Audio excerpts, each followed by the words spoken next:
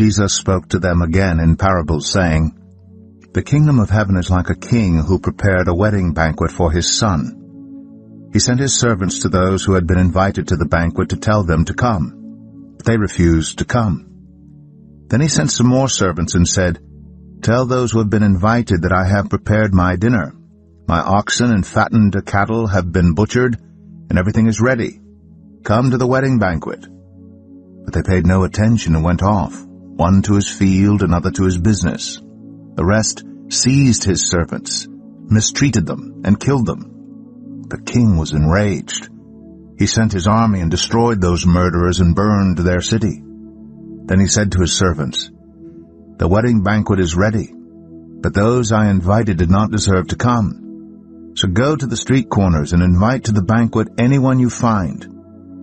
So the servants went out into the streets and gathered all the people they could find, the bad as well as the good. And the wedding hall was filled with guests. But when the king came in to see the guests, he noticed a man there who was not wearing wedding clothes. He asked, 'How did you get in here without wedding clothes, friend?' The man was speechless.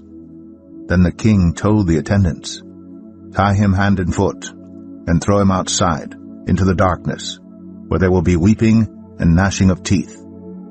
For many are invited, but few are chosen.' Then the Pharisees went out and laid plans to trap him in his words. They sent their disciples to him along with the Herodians. 'Teacher,' they said, 'we know that you are a man of integrity, and that you teach the way of God in accordance with the truth. You aren't swayed by others because you pay no attention to who they are. Tell us then, what is your opinion? Is it right to pay the imperial tax to Caesar or not?' But Jesus, knowing their evil intent, said, 'You hypocrites, why are you trying to trap me? Show me the coin used for paying the tax.' They brought him a denarius, and he asked them, 'Whose image is this, and whose inscription?' 'Caesar's,' they replied. Then he said to them, 'So give back to Caesar what is Caesar's, and to God what is God's.' When they heard this, they were amazed. So they left him and went away. That same day the Sadducees, who say there is no resurrection, came to him with a question. 'Teacher,' they said, 'Moses told us that if a man dies without having children, his brother must marry the widow and raise up offspring for him. Now there were 7 brothers among us. The first one married and died, and since he had no children, he left his wife to his brother. The same thing happened to the second and third brother, right on down to the 7th. Finally, the woman died. Now then, at the resurrection, whose wife will she be of the 7, since all of them were married to her?' Jesus replied, 'You are in error because you do not know the Scriptures or the power of God. At the resurrection, people will neither marry nor be given in marriage. They will be like the angels in heaven.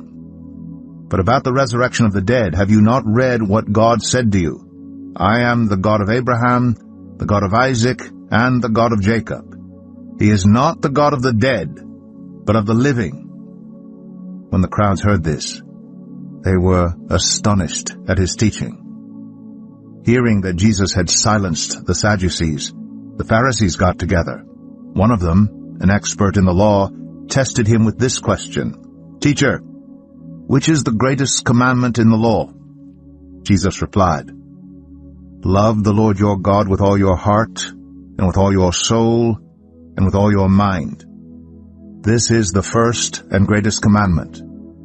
And the second is like it. Love your neighbor as yourself. All the law and the prophets hang on these 2 commandments.' While the Pharisees were gathered together, Jesus asked them, 'What do you think about the Messiah? Whose son is he?' 'The son of David,' they replied. He said to them, 'How is it then that David, speaking by the Spirit, calls him Lord? For he says, The Lord said to my Lord, Sit at my right hand until I put your enemies under your feet. If then David calls him Lord, how can he be his son?' No one could say a word in reply. And from that day on, no one dared to ask him any more questions.